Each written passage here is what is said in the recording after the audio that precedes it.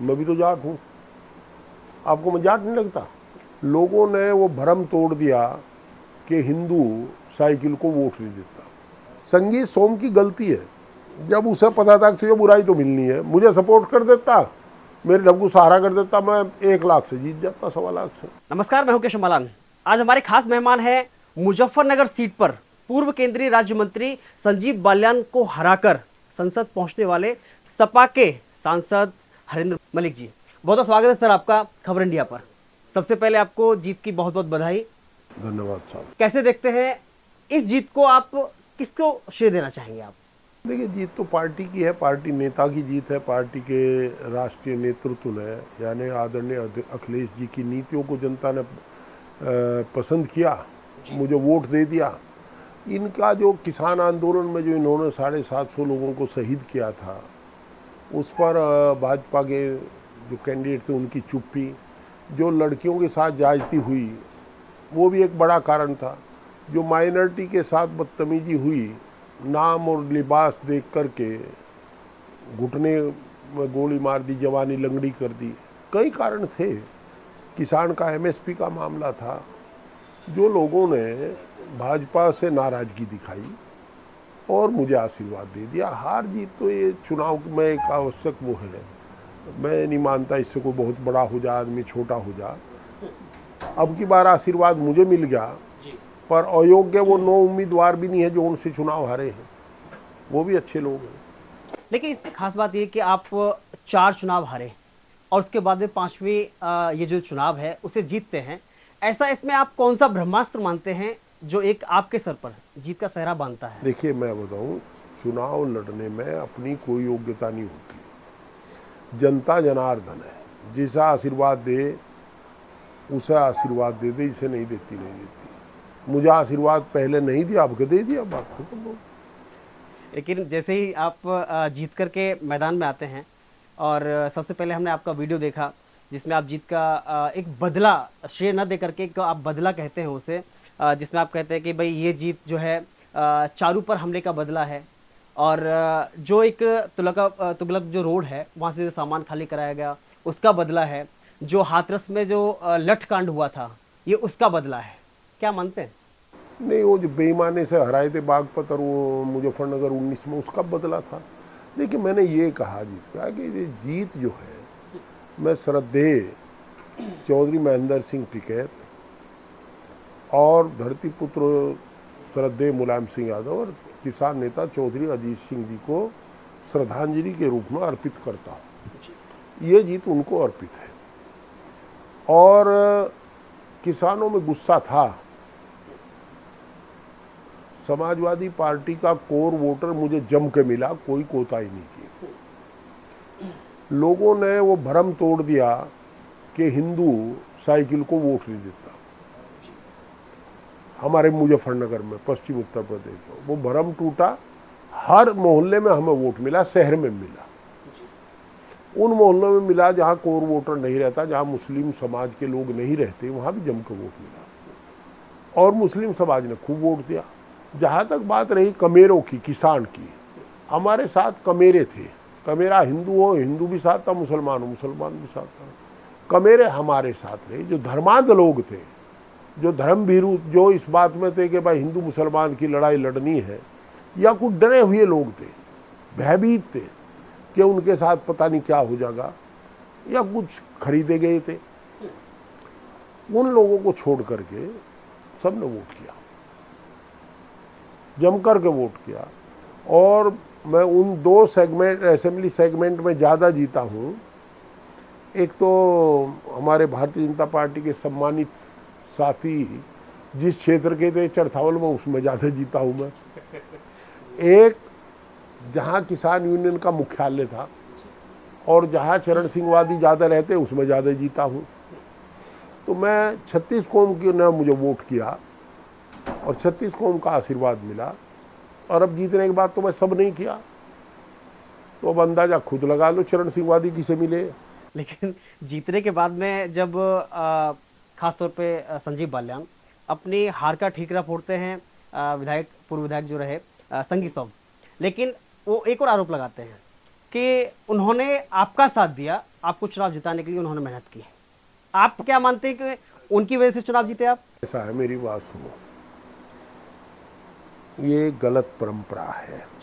आप ही ने बता, मैं 4 चुनाव हार के अपने घरों चला गया, पर जनता के बीच में लगा रहा। मुझे एक बात बताओ, सरधना में संगीत सोम का प्रभाव है। संगीत सोम बड़े नेता है आज की तारीख में पश्चिम में, ठाकुर बिरादरी में, उसका प्रभाव पूरी लोकसभा में है। मैं मानता हूँ, स्वीकार करता हूँ, पर जो हमारा नेता है वहाँ अतुल प्रधान, उसका प्रभाव हर जगह है। हमने इसी संगीत सोम को, जो सम्मानित साथी हैं, अतुल प्रधान जी ने 18,000 से ज़्यादा वोट से हराया था। अभी असेंबली के चुनाव में वोट मिला था आदरणीय अखिलेश यादव जी को। मेरे पास भी आदरणीय अखिलेश यादव जी का सिंबल था। अब जब 18,000 से हरा था, हम ये स्वीकार करने में हमें कतई कोताही नहीं। हमारे जो कैंडिडेट थे, हमारे सिटिंग एमएलए की लोकप्रियता घटी, इसलिए हमारा मार्जिन घटा, हम 47 पर आ गए। और हारे हुए कैंडिडेट की लोकप्रियता बढ़ी, इसलिए भाजपा का वोट बढ़ा। हमारा वोट बैंक तो घटा। हम 18,000 से जीती हुई सीट पर 45,000 से जीत पाए कुल। अभी पार्टी हाईकमान तो पूछेगा हमसे कि आप इतने कम क्यों रहे वहां, तो भाई जिम्मेदारी तो हमारी है, हम कब रहे। अगर संगीत सोम मुझे सपोर्ट करता तो जब असेंबली में 18,000 से जीतते थे तो अब 36 से जीतते ना जीतते वहां। अब 45,000 से ना जीत के 45 वोट से जीतते, 47 से। तो ये सब बेकार की बात है। संगीत सोम की गलती है, जब उसे पता था कि तुझे बुराई तो मिलनी है, मुझे सपोर्ट कर देता, मेरे डब्बू सहारा कर देता, मैं 1 लाख से जीत जाता, 1.25 लाख से। लगता है बड़ी जीत होती अगर वो साथ देते। हाँ, पूरी बड़ी जीत जो। अरे यार, सरधने में नुकसान दे दिया 20,000 का तो उसने। जो हमारी जीत 18-20,000 से होनी थी, वो 45 वोट से हुई। तो सर, ये संगीत सोम नहीं तो नुकसान दिया। लेकिन दोनों में आरोप प्रत्यारोप का दौर जारी है, संजीव बालियान हो चाहे वो संगीत सोम हो। लेकिन उन्होंने जो आरोप लगाए संगीत सोम ने संजीव बालियान के ऊपर, उस पर आप बीच में मैदान में कूदते हैं, विवाद के बीच में आते हैं और कहते हैं सीबीआई जांच होनी चाहिए। नहीं, मैं बीच में नहीं कूदा। ये तो सब आप लोगों के कर्म है। आप लोग, मेरे से किसी साथी ने पूछा, प्रेस के साथी ने, इस पर आप क्या कहेंगे। हमने कहा हम इसे लाइक नहीं करते। राजनीतिक लोगों को व्यवहार राजनीतिक लोगों जैसा करना चाहिए, शिष्टता का करना चाहिए। आपराधिक लोगों की तरह ना व्यवहार करें। ये अपराधियों वाला व्यवहार नहीं होना चाहिए। आरोप प्रत्यारोप का जमाना नहीं है। हमें दुख है कि संजीव बालियान जी पर मिथ्या आरोप लगाए गए, बकौल उनके। उन्होंने, संगीत सोम जी ने मना कर दिया, पत्र मैंने नहीं लिखा। एक नोटिस आया मानहानि का किसी और सज्जन का, मैं नहीं जानता कौन है वो सज्जन, मुझे नाम भी पता नहीं। हमने ये कहा कि संगीत सोम जी के पत्र के, हालांकि उन्होंने मना किया कि मेरे द्वारा लिखित नहीं है, पर आरोप गंभीर है। बाजार में बात चली गई, राजनीतिक बाजार में बात चली गई राजनीतिक। ऐसे में संजीव बालियान जी को अपने आप को पाक साफ घोषित करना चाहिए। झूठे आरोप लगे उन पर, हमें दुख है इस बात का। तो पाक साफ कैसे हो, फिर वो नोटिस दिया है, वो जस्टिफाई कैसे होगा। वो तो जब ही होगा ना जब कोई संस्था इन्हें आरोपों को झूठा साबित करे।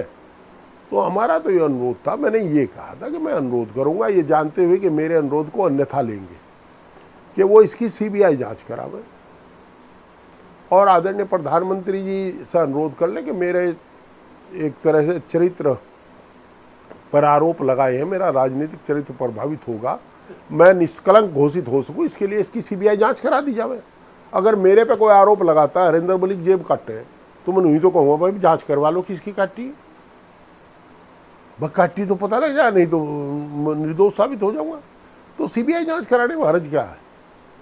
दूध का दूध, पानी का पानी हो जाए। देखो, हम आमने सामने चुनाव लड़े, पर हम उनके व्यक्तिगत विरोधी नहीं है। हम नहीं चाहते कि उनके ऊपर आरोप लगे। तो आरोप से मुक्त होने का तो एक ही रास्ता, जांच हो जाएगी। और जांच में भी वैसे भी सीबीआई तो वही करेगी ना जो ये कहेंगे भाजपा वाले वाशिंग मशीन। भाजपा की मानना है सीबीआई तो। लेकिन मुजफ्फरनगर लोकसभा सीट हो या फिर अगर कहें पूरा पश्चिमी जो बेल्ट है, उत्तर प्रदेश की बेल्ट है, पहले से ही रालोद का गढ़ मानी जाती रही है जाट बाहुल होने के नाते। लेकिन आखिरी समय में जब चौधरी चरण सिंह के लिए भारत रत्न का ऐलान किया जाता है, जयंत चौधरी भाजपा में शामिल होते हैं, गठबंधन का हिस्सा बनते हैं, लेकिन उसके बावजूद वहां पर संजीव बालियान हारते हैं। आपको क्या लगता है कि जो एक जाट वोटर है वो भाजपा की तरफ नहीं? मैं बांग्लादेश का तो हूँ नहीं, ना बंगाल का, ना मैं अल्मोड़ा का आया, मैं भी तो जाट हूँ। आपको मैं जाट नहीं लगता? जाट है, पक्के जाट है। और भाई जाट हूँ तो जाट रहे। देखिए, मुझे कमेरों ने वोट दिया।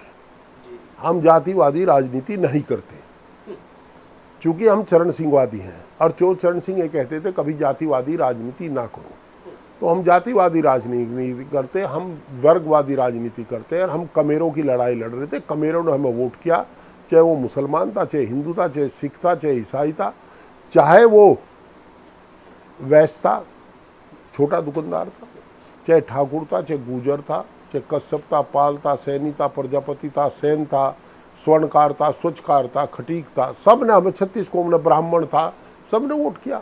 ब्राह्मण, राजपूत और गुजर ने तो पंचायत करके वोट सपोर्ट किया। और भाई रही चरण सिंहवादियों की, ये तो स्वाभाविक है। चरण सिंहवादी तो मुझे वोट देते ही, मैं ही तो चरण सिंहवादी वहाँ, और कौन चरण सिंहवादी?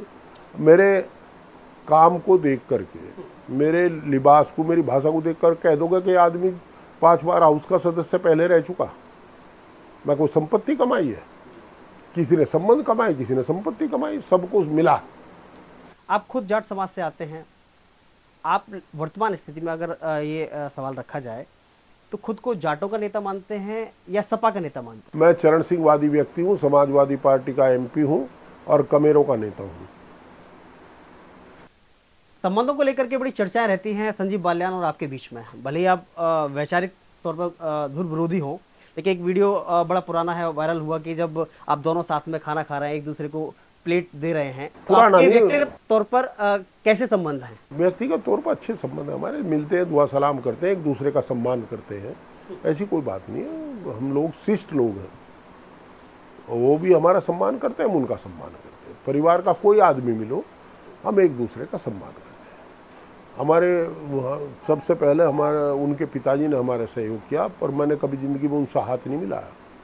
हम बड़ा भाई मानते थे, उन्हें नमस्ते करते थे।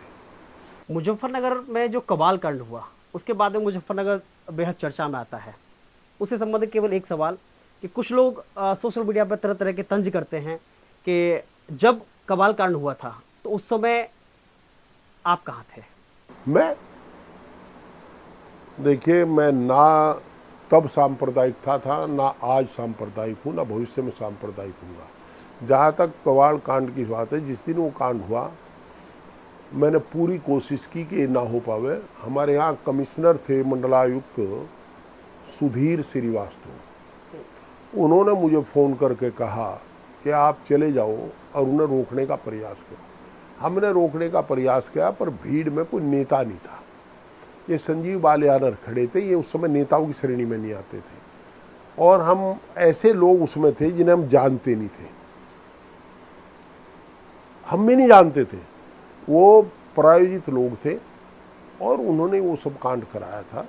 वो तो मुजफ्फरनगर के इतिहास में नहीं, हिंदुस्तान के लिए काला दिवस था, उसे भूलना अच्छा होगा। और कबाड़ जैसा कांड भगवान ना करे दोबारा, अगर होता है तो भी नहीं जाऊँगा मैं।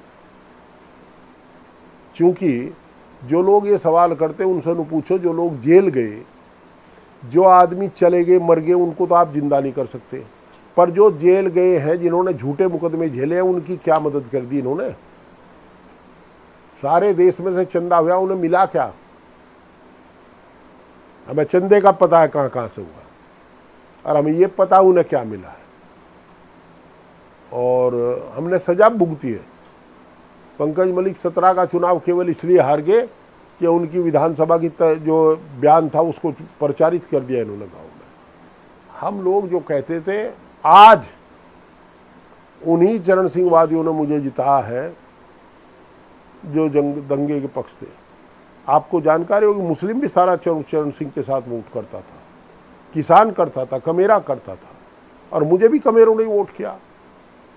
मुजफ्फरनगर की जनता ने आपको जिता करके संसद भेजा है, पहली प्राथमिकता मुजफ्फरनगर के लिए क्या रहेगी आपकी? एक तो लोकतांत्रिक तरीके चुनी गई जो संस्थाएं उनको बहाल करना, उनका सम्मान बरकरार करना, यानी कि जिला पंचायत से लेकर ग्राम पंचायत तक हमारा कोई हस्तक्षेप नहीं, वो ऑटोनोमस बॉडी है, अपना काम करें। नंबर 2, लोगों को सम्मान देना।